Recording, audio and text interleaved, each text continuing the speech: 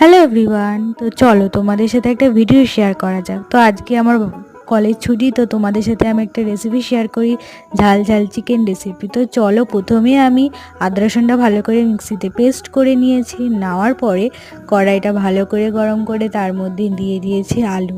তো এইবারে হলুদ আর নুন দিয়ে ভালো করে সেটাকে ভেজে নিয়েছি, নিয়ে লাল লাল করে তুলে নিয়েছি। সেই তেলের মধ্যে আমি দিয়েছি তেজপাতা আর পেঁয়াজ, সেটাও ভালো করে লাল লাল করে ভেজে নিয়েছি। নেওয়ার পর এই দেখো, তারপরে দিয়েছি আদা রসুনের পেস্ট, যে পেস্টটা আমি করে রেখেছিলাম সেটা।